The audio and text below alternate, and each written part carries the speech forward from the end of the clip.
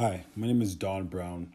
I'm going to give my psychological experience on the Blue Eye, Brown Eye by Jane Elliott. In the wave of the extreme racism and segregation that dominated the air in the mid 20th century, a woman by the name of Jane Elliott was not willing to sweep reality under the rug. Elliott was a school teacher at the Riceville, Iowa, when Reverend Dr. Martin Luther King Jr.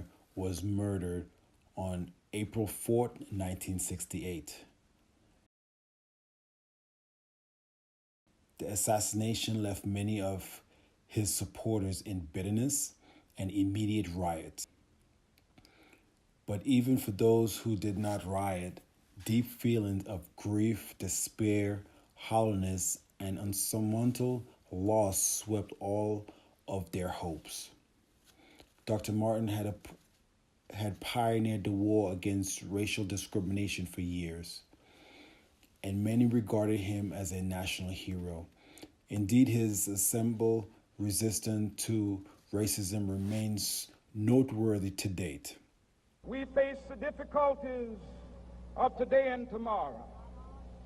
I still have a dream. It is a dream deeply rooted in the American dream. I have a dream that one day this nation will rise up and live out the true meaning of its creed.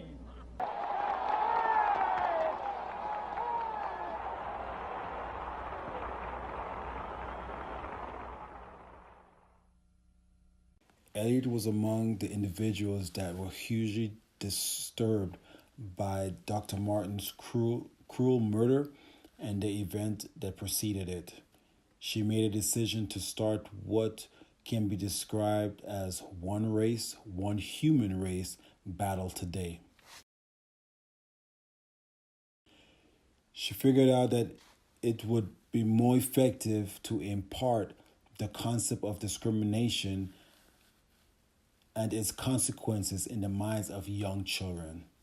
Furthermore, a classroom was an ideal setting for educating people about sensitive issues and engaging the objective decision. Elliott's bold experiment is known as the Blue Eye, Brown Eye exercise. It involved the third grade students, and noteworthy, her class was made up of white students only. She grouped the children into two group categories that were based on eye color. One group comprised of children with blue eyes and the other children with brown eyes.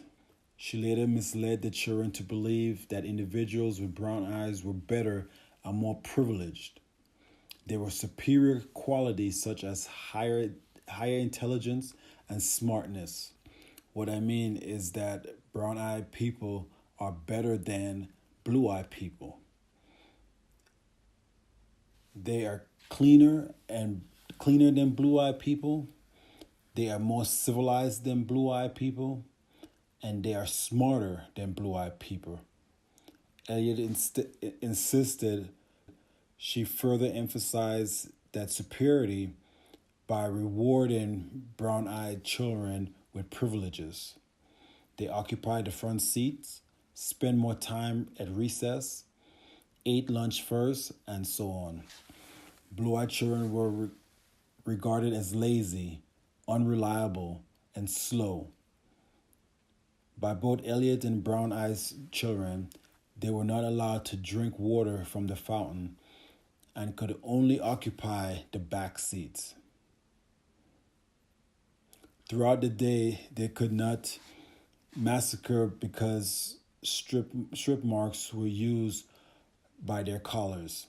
Elliott's exercise sustained an instantaneous transformation into children's behavior, whereas the brown eyes, one felt and acted superior, and then blue eyes, one became consumed with inferiority and uncertainty.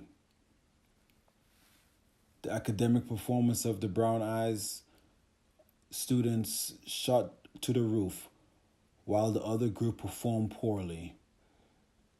Character-wise, both groups were easily brainwashed. Children with brown eyes revealed dominant, discriminative, and arrogant behavior towards the blue-eyed ones. On the contrary, blue-eyed children displayed timid and cowardly behavior. The next day, Elliot repeated the exercise, but with the roles reversed.